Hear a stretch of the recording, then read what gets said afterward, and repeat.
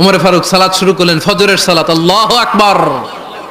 In the meantime Abu Lulu এই খঞ্জর নিয়ে ওমর ফারুকের বুকের মধ্যে 3টা স্টেবিং করলেন। একটা মারলেন নাভির নিচে, মারার সাথে সাথে পাকস্থলী কেটে গেল। আরেকটা মারলেন পাজরে, পাজর ছিঁড়ে গেল। আক্রমণ যে করেছে সে কাতারের মাঝখান দিয়ে যেতে আরম্ভ করলো আর 2 দিকে ছুরি মারতে আরম্ভ করলো। 13 জন সাহাবীর গায়ে ছুরি মেরেছে, 7 জন সাহাবা স্পট ডেথ, জায়গায় মৃত্যু। আমাদের ভবিষ্যৎ প্রজন্ম এগুলো জানে না। ওরা সালমান খান দেখে বড় হয়, ওরা শাহরুখ খান দেখে বড় হয়, ওরা ঋত্বিক রোশনকে দেখে বড় হয়। ওরা মনে করে যে এরাই বড় সুপার হিরো। আমাদের যে কত বড় সুপার হিরো আছে এরা জানেই না। নতুন প্রজন্মের কর্ণকোহরে সৈয়দনা ওমর ফারুকের ইতিহাস পৌঁছে দেওয়ার দরকার আছে না নাই? আজকে আমরা সৈয়দনা ওমর ফারুকের বায়োগ্রাফি সম্পর্কে জানবো। ওমর ফারুক রাদিয়াল্লাহু তাআলা আনহু, the superhero of this উম্মাহ। এই উম্মার সুপার হিরো তিনি, ঠিক কি না?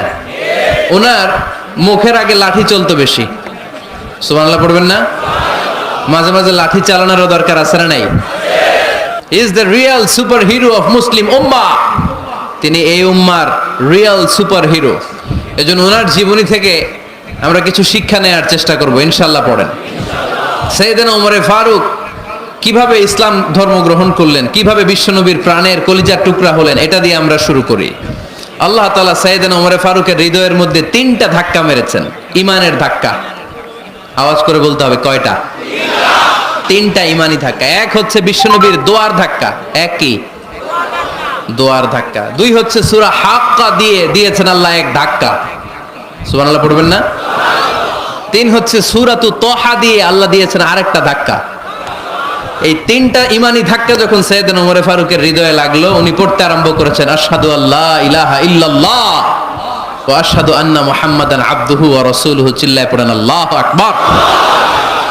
বিশ্বনবী মক্কায় বসে বসে তাহাজ্জুদের সালাত পড়ে আল্লাহর কাছে দোয়া করলেন, আল্লাহুম্মা আইজ্জাল ইসলাম বিআহাব্বির রাজুলাইনি ইলাইক।